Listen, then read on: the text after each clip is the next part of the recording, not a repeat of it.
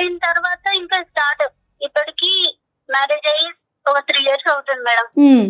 2 years నుంచి ఇంకా ఇంతే నాకు టార్చర్. ఏం మాట్లాడారు, బాగా చూసుకోరా అనంటే బాగానే చూసుకుంటారు. స్టార్టింగ్ లో ఉన్న లవ్ అనేది ఇప్పుడు లేకపోతే నాకేమనిపిస్తుంది, చేసి వస్తుంటారు. పక్కన ఏదో స్మెల్ వస్తుంది అని అంటే కొంచెం ఫ్రెష్ అప్ అవ్వండి అంటే దానికి గొడవ చేస్తుంటారు. మా ఆయన దగ్గర దొరికిన ప్రేమ అతని దగ్గర ఉన్నదేమో అనే ఫీల్ నాకు వచ్చింది. ఏది కంటి చూపులోనే ఫీల్ వచ్చిందమ్మా? అతను జిమ్ చేస్తున్నాడు, నువ్వు వంట వండుతున్నావు, కలిసిపోయి నీ మనసులో. ఇప్పుడు ఏంటమ్మా, ఇప్పుడు ఏం చెప్పాలనుకుంటున్నావు మాకు? నేను కూడా ఆడపిల్లలే కదా, నాకంత ఒక మనసు ఉంటుంది కదా, నాకు కొన్ని కోరికలు ఉంటాయి కదా. మీరు ఇంకొక వ్యక్తికి భార్య, ఒక బిడ్డకి తల్లి, ఆ విషయాలను కూడా దృష్టిలో ఉంచుకోండి. రేపొద్దున నీ బిడ్డకి ఏం సమాధానం చెప్తారు మీరు? అతను చూస్తూ నేను ఉండలేదు సార్ ఇక్కడ. అసలు బ్రతకాలనే ఆలోచన కూడా నాకు రావట్లేదు సార్. అందమైన జీవితం సమర్పిస్తున్న వారు 49 అంటే సంతోషం, 49 అంటే సంతానం. 49 సమర్పించు అందమైన జీవితానికి స్వాగతం. నమస్తే డాక్టర్ గారు. నమస్తే జయ గారు. సో ఒక మెయిల్ తీసుకున్నానండి, ఖమ్మం నుంచి రమ్యశ్రీ. తన పర్సనల్ ఇష్యూని ఒకటి మనకి షేర్ చేసింది. సో నెంబర్ కూడా ఇచ్చింది. ఎక్కువసేపు నేను చెప్పకుండా డైరెక్ట్గా మీతోనే మాట్లాడిద్దామని. రమ్యశ్రీ, ఖమ్మం. వీళ్ళందరూ వాళ్ళ పేరుగానే ఉంచమని అంటున్నారా మేడం? కొంతమంది చెప్తున్నారండి చేంజ్ చేయమని, పేరు బయట పెట్టొద్దు అనేసి. కొంతమంది అయితే పర్వాలేదు అంటే ఫోన్లే కదా కళ్యాణ్ గారు. హలో రమ్యశ్రీ అండి, నేను అందమైన జీవితం ప్రోగ్రామ్ నుంచి కాల్ చేస్తున్నాను. జయానండి. ఓకే మేడం, నమస్కారం మేడం. నమస్తే అండి. నాతో పాటు డాక్టర్ కళ్యాణ్ చక్రవర్తి గారు కూడా ఉన్నారు. ఒక్కసారి మీరు నాకు మెయిల్ చేశారు కదా, ఆ విషయాన్ని క్లియర్ గా చెప్పండి, డాక్టర్ గారు కూడా వింటారు. Okay madam, right. చెప్పండి రమ్య. ఎంత రమ్య, మీ ఏజ్ ఎంత, ఏం చదువుకున్నారు, ఏంటి సమస్య? నా ఏజ్ ఇప్పుడు 25 సార్. అమ్మా, నేను ఇంటర్ చేశాను. ఓకే. ఎగ్జామ్స్ రాయగానే పేరెంట్స్ మ్యారేజ్ చేసేసారు మేడం. ఓకే అండి, ఓకే. అంటే 17-18 కి పెళ్లి అయిపోయిందమ్మా? 17-18 కి 18 years స్టార్టింగ్ లోనే అదే మేజర్ అవగానే చేసేసారు. పెళ్లి బాగానే జరిగింది మేడం. నాకు అబ్బాయి నచ్చాడు. అంటే కొంచెం మాకు దూరం బంధువు. పెళ్లి చేసుకోమ్మా, ఇంకా స్టడీ ఆపేసేయాలంటే మంచి సంబంధం అంటే చేసుకున్నాను మేడం. ఓకే అని. ఓకే అమ్మా, ఓకే. 1 year వరకు బాగానే ఉన్నారు. అప్పటి వరకు బాగానే ఉన్నారు, కానీ పాప పుట్టిన తర్వాతనే మేడం మా వారు కొంచెం ఆయన డిఫరెంట్ గా బిహేవ్ చేస్తున్నారు. అంటే ఎలాగండి? ఇంట్లో వస్తారు, ఏదో వచ్చానా, ఉన్నానా, పడుకున్నానా, తిన్నానా, పోయానా అన్నట్టే ఉంటారు మేడం. మాట్లాడరు అసలు. నన్ను, నా పాపను అసలు పట్టించుకోవచ్చు మేడం. స్టార్టింగ్ లో బాగానే ప్రేమగా చూసుకున్నారు మేడం, కానీ అసలు సరిగ్గా మాట్లాడరు. ఏదైనా మాట్లాడితే కోప్పడుతూ ఉంటారు. నాకు అసలు నేను రీజన్ లేకుండానే కోప్పడుతుంటా. నాకు ఏం అర్థం కావట్లేదు మేడం. ఓకే. ఏం చేస్తుంటారండి రమ్య? ఒక కంపెనీలో జాబ్ చేస్తున్నారు మేడం. Okay okay. మీ ముగ్గురే ఉంటారు అంతేనా? ఒక పాప, నేను, మా వారు మేడం. ఓకే. అత్తయ్య మావయ్య వీళ్ళంతా ఎక్కడ ఉంటారు? వాళ్ళు వేరే చోట ఉంటారు మేడం. Okay okay okay. పాప ఉందంటే పాపతో ఇప్పుడు హ్యాపీగా ఉండాలి, నాతో ఉండాలి. మేము ముగ్గురమే కదా మేడం ఇంట్లో మాట్లాడుకోవడానికి. ఎవరి పనులు వాళ్ళు ఉన్నామనంటే అది నాకేం అర్థం కాకుండా మేడం. ఇలా కొన్ని రోజుల నుంచి పాప పుట్టిన తర్వాత ఇంకా స్టార్ట్. ఇప్పటికి మ్యారేజ్ అయ్యి ఒక 3 years అవుతుంది మేడం. 2 years నుంచి ఇంకా ఇంతే నాకు టార్చర్. ఏం మాట్లాడారు, బాగా చూసుకోరా అనంటే బాగానే చూసుకుంటారు. ఓన్లీ మాట్లాడకపోవటం ఒకటే సమస్య. మాట్లాడడం అసలు హస్బెండ్ అంటే ఎలా ఉండాలి మేడం? ఒక ప్రేమ, ఎఫెక్షన్ అనేది ఉండాలి కదా. స్టార్టింగ్ లో ఉన్న లవ్ అనేది ఇప్పుడు లేకపోతే నాకేమనిపిస్తుంది. మరి ఎప్పుడైనా అడిగారా ఎందుకు ఇలా ఉంటున్నారు, ఏంటి అసలు కారణం ఏంటి? నేను అడిగాను మేడం. అడిగితే నీకెందుకు అవన్నీ, ఇప్పుడు బాగానే ఉన్నది కదా, ఇప్పుడు నీకేం తక్కువైంది, జాబ్ చేస్తున్నాను కదా, నీకు అన్ని ఏం తక్కువ ఉన్నది అని ఇలా అంటున్నారు మేడం. అలాంటప్పుడు నేను ఏం మాట్లాడగలను? ఏం మాట్లాడలేకపోతున్నాను నేను. ఇంట్లో తన కోసం నేను వచ్చేసరికి ఎదురు చూడాలి అనేది కూడా నాకు అనిపించట్లేదు మేడం.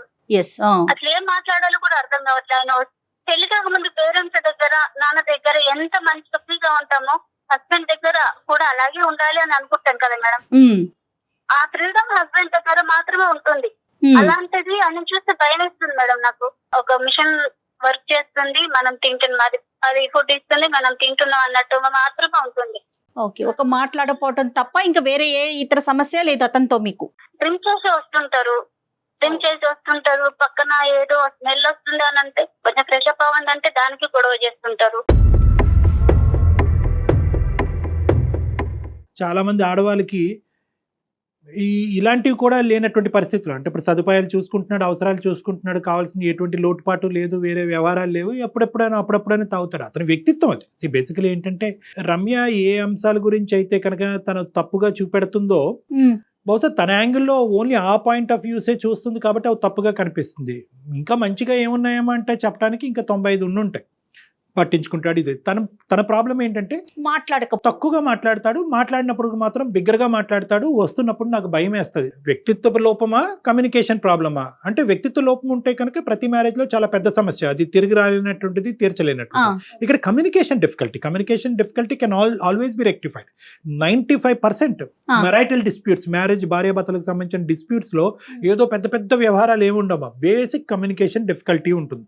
అతను మాట్లాడకపోయినా కూడా అతని లోపల ఉన్న భావాన్ని ఏంటి అన్నది మీకు అర్థం చేసుకోవటం కష్టము. ప్రెడిక్షన్ లేదు. అంటే ఇప్పుడు అరుస్తాడా, ఇప్పుడు మెత్తగా ఉంటాడా, మాట్లాడతాడా, నవ్వుతాడా, కోపడతాడా అని ప్రెడిక్షన్ లేదు. ఈ రెండే అంశాలు మీకు. అయితే మీ ఇద్దరి మధ్యన ఉండే కమ్యూనికేషన్ డిఫికల్టీ ఇలా ఉంది అనేది పెద్దవాళ్ళతో ఎప్పుడన్నా మాట్లాడారా? అమ్మ నాన్న ఈ సమస్య వస్తుంది, లేదంటే అత్త మామ ఈ సమస్య వస్తుంది అనే అంశం పెద్దలు ఎప్పుడన్నా జోక్యం చేసుకుని ఈ కమ్యూనికేషన్ డిఫికల్టీని రెక్టిఫై చేసేటటువంటి ప్రయత్నం చేశారా? మాట్లాడాను సార్, ఒకసారి మా పేరెంట్స్ తో మాట్లాడాను. మగవాళ్ళు ఉన్నప్పుడు అలాగే ఉంటదమ్మా, బాధ్యతలు పెరుగుతాయి కదా, సర్దుకుపోవాలి. సమాజానికి కనిపించదు. 4 గోళ్ల మధ్యన రమ్య లాంటి ఆడవాళ్ళకే కనిపిస్తుంది కానీ బయట ప్రపంచానికి కనిపించదు. ఇప్పుడు మేము మాట్లాడే అవకాశం దాకా వచ్చిందంటే ఏంటి, మీరు ఏమి ఎక్స్పెక్ట్ చేస్తున్నారు? అంటే ఈ మధ్య నేను కొన్ని రోజులుగా ఒక అబ్బాయిని ఇష్టపడుతున్నాను మేడం.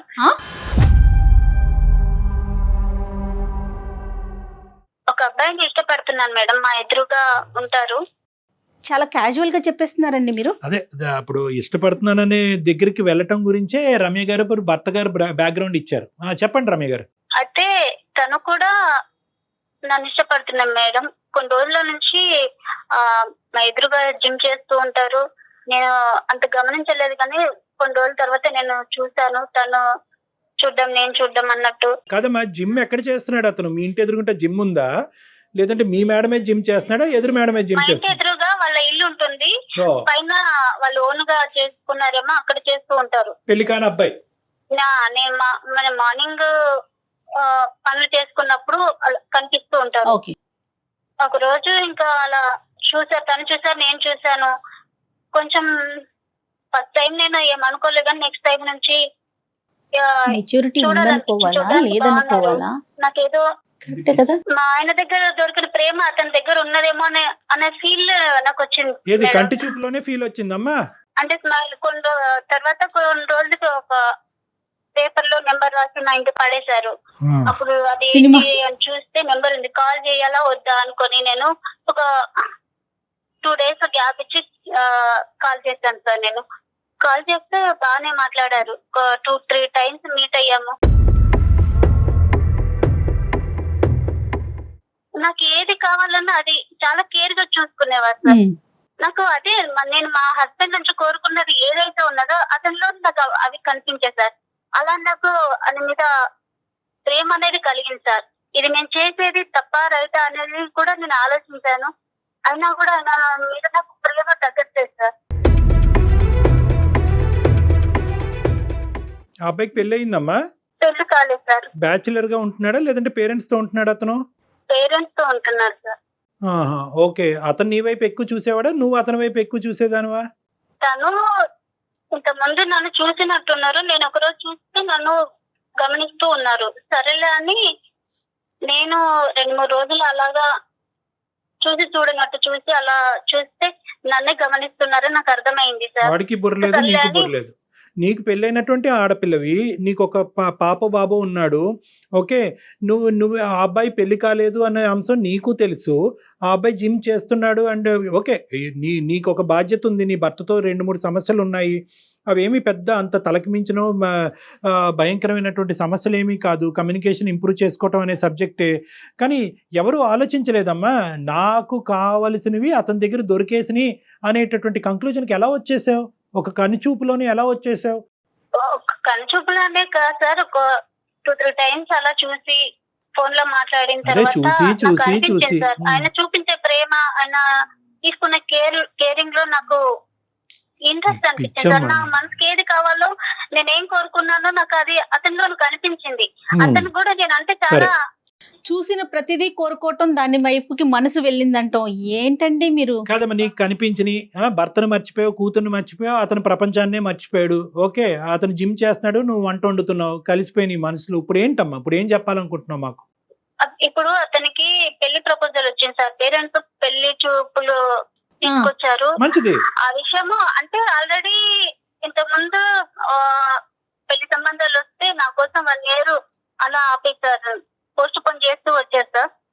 కానీ ఏంటో మళ్ళీ ఈసారి మళ్ళీ పెళ్లి అని ఇంకా పేరెంట్స్ వాళ్ళు ఎక్కువ ఫోర్స్ చేయడం వల్ల మాకు పెళ్లి అవుతుంది, పెళ్లి చూపులు చూస్తున్నారు అని తను నాకు చెప్పేసరికి నాకు ఏం చేయాలో అర్థం కాలేదు సార్. ఒకసారి నాకు పెళ్లి అవుతుంది, నేను మర్చిపోలేకపోతున్నాను, నన్ను ఏం చేయమంటావని చిన్నపిల్లవాడు ఏడ్చినట్టు ఏడ్చేసారు. తను ఏడ్చేసరికి ఇంకా నాకు కూడా అసలు ఈ పనులన్నీ చిన్నపిల్లల పనులేనండి, పెద్దోళ్ళుగా మెచ్యూరిటీ వచ్చిన వాళ్ళు చేసే పనులు కాదు రమ్య. సారీ రమ్య, నువ్వు ఏడుస్తూ చెప్తున్నావు, నువ్వు తప్పుగా అనుకోవద్దు, మేము ఇక్కడ నవ్వుకుంటున్నాం. అంటే ఒక సమస్య, ఒక బాధ ఒక మనిషి చెప్పినప్పుడు సహజంగా అవతల వ్యక్తిని కూడా కదిలించాలి, బాధ కలిగించాలి.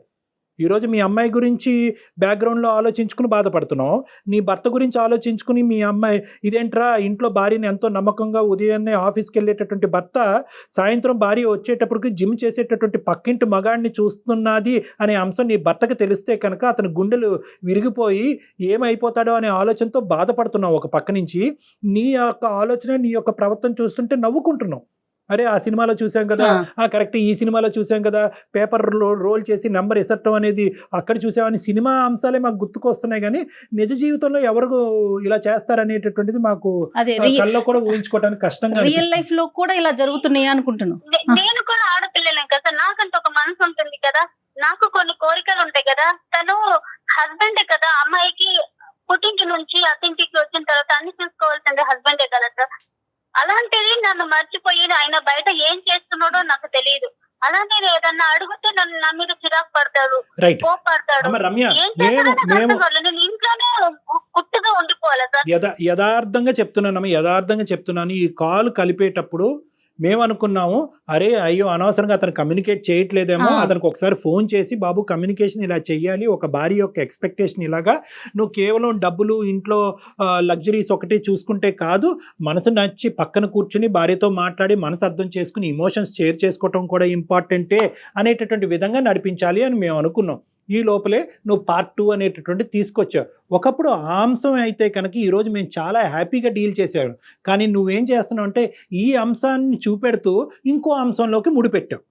ఆటోమేటిక్గా అక్కడ ఏమైంది, ఇప్పుడు నీ బాధని ఎలా వే చేయాలి అన్నది మాకు అర్థం కావట్లేదు. అరే అవును, ఈ అమ్మాయి చాలా ఇబ్బంది పడింది, కరెక్టే అని అనుకోవాలా, లేదంటే పక్కింట్లో సుఖాన్ని చూస్తూ భర్తను చేదుగా అనిపిస్తున్నాడు అన్నది చూడాలా? అంటే ఇక్కడ ఎలా చూడాలి అనేది మాకు ఇప్పుడు వితౌట్ ది సెకండ్ ఆస్పెక్ట్ నీ మీద మాకు పూర్తిగా గౌరవం ఉంది, జాలి ఉంది, సమస్యకు పరిష్కారం చూపెట్టాలి అనే ఆలోచన కూడా మాకు ఉంది. కానీ ఎప్పుడైతే ఈ సెకండ్ ఇష్యూ తీసుకొచ్చావో నీ మీద గౌరవం అనేది తగ్గింది, నీ మెచ్యూరిటీ లెవెల్స్ గురించి నవ్వేటటువంటి పరిస్థితి వస్తుంది, నీ భర్తని కొడుకో కూతురో ఎవరినో వాళ్ళని మోసం చేస్తున్నారు అనే బాధ కలుగుతుంది. సో నీ మీద ఇమోషన్ మాకు డైవర్ట్ అయిపోయింది. ఈరోజు నీకేం పరిష్కారం చెప్పమంటావు? ఆ అబ్బాయి యొక్క పెళ్లి బలవంతంగా ఇప్పటి వరకు పెళ్లిళ్ళు వస్తుంటే, సంబంధాలు వస్తుంటే పక్కకు తోసేసి ఏదో పెద్ద దేశాన్ని ఉద్ధరించేటటువంటి గొప్ప వ్యక్తిలాగా నువ్వు చెప్తున్నావు. ఆ అబ్బాయి పెళ్లి సంబంధం అప్పుడు వచ్చి ఉంటే కనుక ఈరోజు మాకు కూడా ఈ దరిద్రం వినవలసినటువంటి బాధ తప్పు ఉండేది. సారీ అమ్మ, నేను ఈ దరిద్రమే అంటాను. ఇది కేవలం నువ్వు ఎంచుకుని ఇంట్లోకి తీసుకొచ్చినటువంటి ఒక దరిద్రం. నిజంగా ఈరోజు ఏదైతే నువ్వు అతను నడిపించేటటువంటి కథ ఉందో, ధైర్యం ఉంటే కనుక మీ భర్త ఎదుర్కొంటే నడిపించమ్మా. భర్తని ముసుగులో పెట్టే కదా ఇదంతా చేస్తున్నారు. ఆయన చేసే బిహేవియర్ బట్టి నాకు ఆయన నుంచి నాకు ఏం అందట్లేదు సార్, ప్రేమ అందట్లేదు. కాదమ్మా, ప్రేమ అందట్లేదు, నీతో మాట్లాడట్లేదని నువ్వు పక్క చూపులు చూస్తావా? పక్క చూపులు కాదంటే నేను మంచిదే కదా మేడం. ఇప్పుడు మార్చుకునే ప్రయత్నం ఉండదా? ఇంకా ఫైనల్ డెసిషన్ అంతే ఉంటుందా? ఇప్పుడు అదే పనిగా నేను మా హస్బెండ్ ఏ విధంగా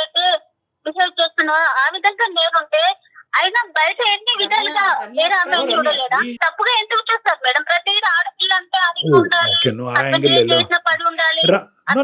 అలా అమ్మ ఆడపిల్ల కరెక్ట్ కదా, కాదు కదా ఎవరు సార్? కూడా మాట్లాడట్లేదు ఉండట్లేదు కూడా. ఇప్పుడు నువ్వు అర్థం చేసుకోవాల్సింది ఏంటంటే నీ సమస్య కాదు అని అనట్లేదు. నీ భర్తతో ఉన్న నీ కమ్యూనికేషన్ డిఫికల్టీ లేదు అనేటటువంటి అంశాన్ని మాట్లాడే హక్కు మాకు లేదు. ఖచ్చితంగా అది సమస్యే. కానీ ఆ సమస్యకి నువ్వు ఎంచుకునేటటువంటి పరిష్కారం ఏదైతే ఉందో అది తప్పు, అది నేరం. ఎంత కష్టపడైనా, ఎంతమందిని పోగు చేసైనా, ఎన్ని పంచాయతీలు పెట్టైనా, ఎన్ని కౌన్సిలర్స్ని ఉపయోగించినైనా ఈరోజు నీ భర్తను బాగు చేద్దాం, మీ ఇద్దరు కమ్యూనికేషన్ ఇంప్రూవ్ చేద్దాం, మీ ఇద్దరు హ్యాపీగా ప్రయాణం. అది ఈ సమస్యకి పరిష్కారం. అంతేగాని ఎంతమంది చెప్పినా వినట్లేదు సార్. నేను ఏం చేయాలి సార్? నాకు అది అర్థం కాకనే మీకు మెసేజ్ రమ్య ఒక్క నిమిషం ఉండండి, ఒక్క నిమిషం. సమస్య లేకుండా, ఒక ఇష్యూ అంటూ లేకుండా ఎంతమంది ఉన్నారండి? అది ఇంపాసిబుల్ అమ్మా. అది ఆ అమ్మాయికి కూడా తెలుసు. రైట్, నా భార్య ఇలా వెళ్ళిపోయిందని చెప్పి నీ కొడుకుని అలా ఒక మూలన వేసేసి నీ భర్త కూడా పక్కింటి ఎక్సర్సైజ్ చేసి ఇంకో లేడీతో వెళ్ళిపోతే ఓకేనమ్మా నీకు? అదేం లేదు సార్, అదే తెలియకనే కదా నాకేం చేయాలి అర్థం కాక. అతనికి పెళ్లి అవుతుందని చెప్పి నువ్వు సంబరం చేసుకో, నీ జీవితం బాగుపడుతుంది. అతని పెళ్లి ఆపేటటువంటి ప్రయత్నం చెయ్యొద్దు. కానీ తను దూరం అవుతుందంటే ఎందుకు నాకు ఏడుపు వస్తుంది. ఇంకా నాకు అతను అంటే ఏమో సార్, ఇంకా నాకు ఇప్పుడు ఏడిస్తే పర్లేదమ్మా, జీవితాంతం నువ్వు ఏడుస్తావు, చాలా మందిని ఏడిపిస్తావు. ఉండలేమో అని రమ్య మీరు ఇంకొక వ్యక్తికి భార్య, ఒక బిడ్డకి తల్లి. ఆ విషయాలను కూడా దృష్టిలో ఉంచుకోండి. ఇప్పుడు లవ్ అనేటటువంటిది ఒక ఇమోషన్ అమ్మా. మనం ఎలాగైతే కోపం, బాధ, ఏడుపు ఇలాంటి రకరకాల హావభావాలు వస్తాయో, ఒక ప్రేమ అనేటటువంటిది కూడా ఒక ఇమోషన్. ఆ ఇమోషన్ ఏం చేస్తుంది అంటే కనుక ఆలోచనని తీసేస్తుంది. ఇప్పుడు నీ ఆలోచన పోయింది, నీకు తెలుసు లోపల ఇది తప్పు అని. కానీ ఇమోషన్ని కాపాడేటటువంటి, ప్రేమ అనేటటువంటి ఇమోషన్ని కాపాడేటటువంటి ప్రయత్నంలో జరిగేటటువంటి పరిణామాలు అనేటటువంటి లాజికల్ రీజనింగ్ నీ మైండ్లోంచి పోయింది. ఇప్పుడు ఈ కాల్ ద్వారా ఆ లాజిక్, ఆ రీజన్ నీ జీవితంలో మేము నింపితే కనుక బహుశా ఓ 10 రోజులు ఏడుస్తావు, లేదా నెల రోజులు ఏడుస్తావు, జీవితాంతం ఏడవు, నలుగురిని ఏడిపించావు. ఈరోజు నువ్వు చేసేటటువంటి తప్పు వల్ల, అరే నేను ఇప్పుడు ఏడుస్తున్నాను, ఈ బాధను తీర్చేసుకోవాలి, అరే వాడు ఏడుస్తున్నాడు, వాడి ఏడుపుని తీర్చేయాలని చెప్పి నువ్వేం చేస్తావంటే ఒక తప్పుదోలో వెళ్తున్నావు. తర్వాత ఏమవుతుంది, నీ కొడుకు ఏడుస్తాడు, నీ భర్త ఏడుస్తుంది, సమాజం ముందు తలదించుకుని మీ తల్లిదండ్రులు ఏడుస్తారు, అక్కడ పెళ్లి చేసుకున్నటువంటి ఆడపిల్ల ఏడుస్తుంది, వాళ్ళ ఫ్యామిలీ ఏడుస్తారు, ఇంతమందిని ఏడిపిస్తారు. ఎందుకు? కేవలం మీ ఇద్దరు కళ్ళనీళ్ళు తొడవటం గురించి ఇంతమంది ఏడవాలా?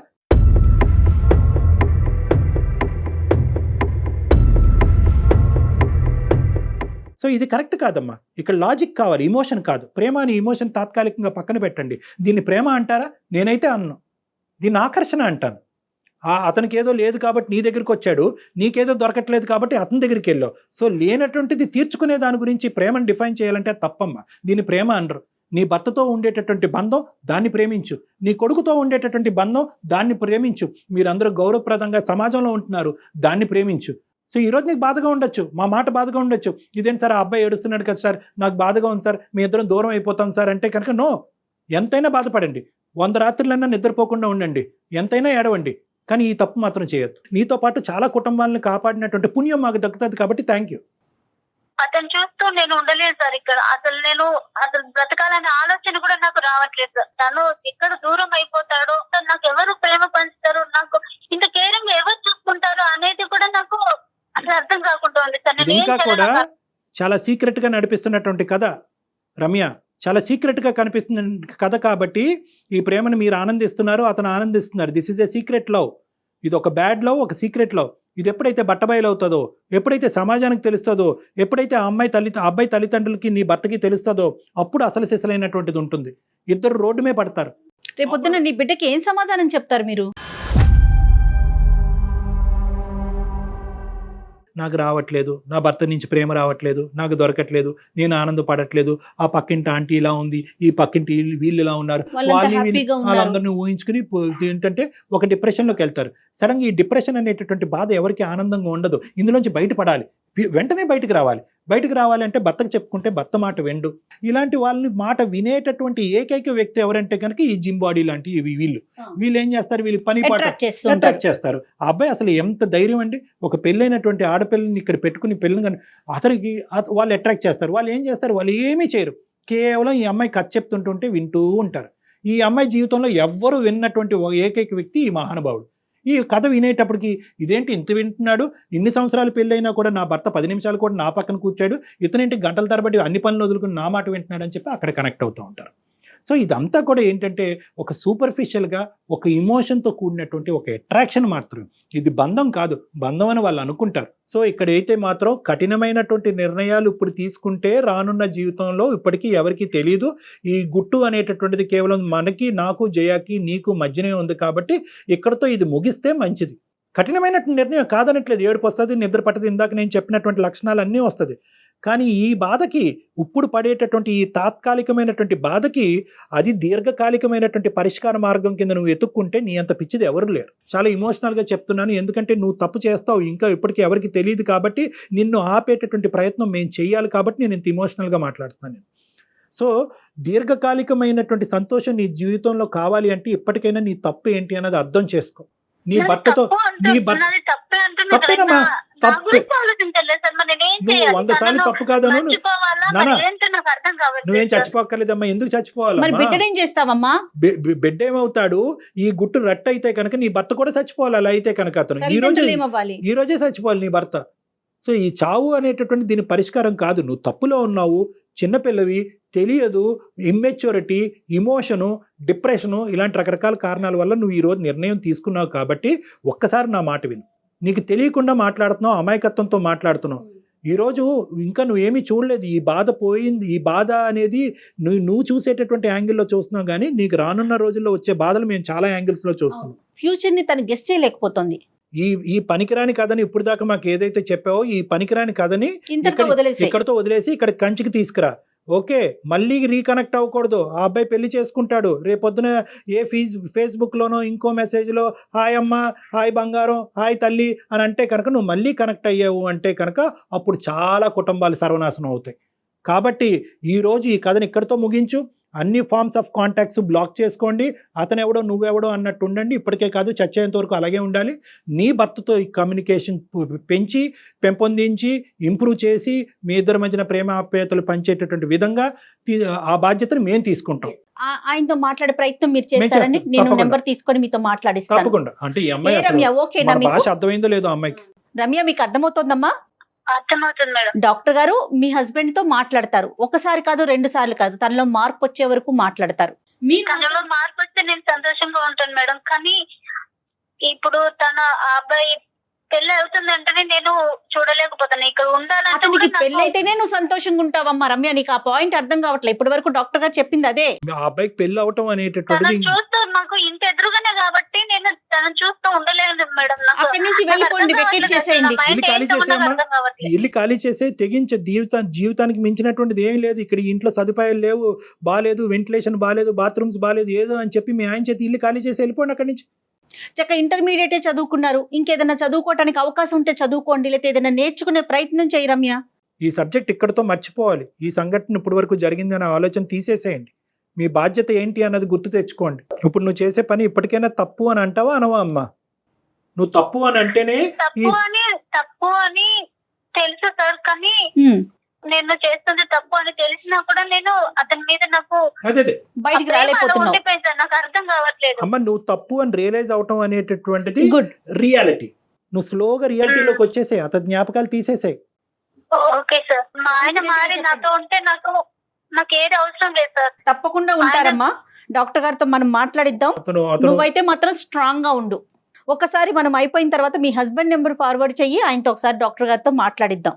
Be strong. Okay okay madam. Right. Okay అమ్మా, ఆల్ ద బెస్ట్ అమ్మా. Ramya, okay sir.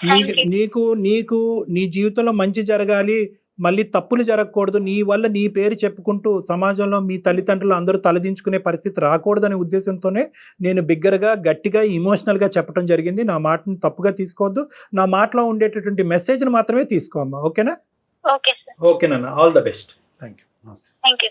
కళ్యాణ్ గారు, ఈ అమ్మాయికి పెళ్ళయింది, ఒక పాప ఉంది, పాపో బాబో సంథింగ్. అయినా కూడా ఇంకొకరి మీద మనసు పడటం, అతనికి పెళ్ళైపోతుందని నాకు బాధగా ఉంది, నేను తట్టుకోలేకపోతున్నాను అని అంటాం.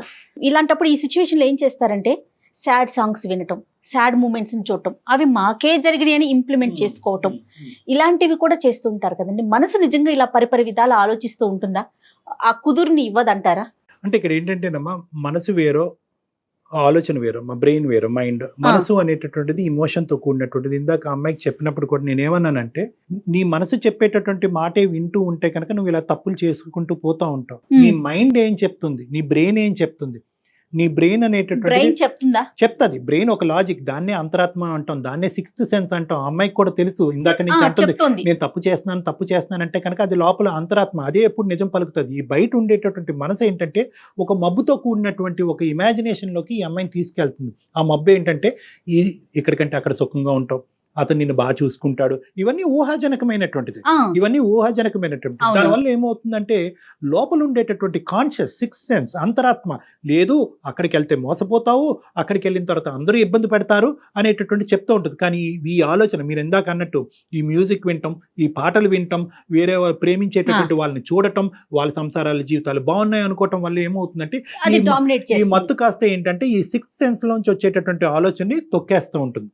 ఈరోజు మీరు నేను ఏం చేసామంటే కనుక ఈ ఇమోషన్ని పైకి తీసేసి ఈ లోపల ఉండేటటువంటి అంతరాత్మ యొక్క మాట ఆ అమ్మాయి వినేటట్టుగా మనం చేసామన్నమాట ఈరోజు. అది వాళ్ళ తల్లిదండ్రులు చేయగలరు, మెచ్యూర్గా ఉండే పీపుల్ ఎవరైనా చేయగలరు, కానీ ఎవరితో కూడా ఈ అమ్మాయి ఈ ఇష్యూని డిస్కస్ చేసే ధైర్యం లేదమ్మా. ఆ అమ్మాయికి తెలిసి తప్పు కాబట్టి ఆ అమ్మాయి చేసే ధైర్యం లేదు.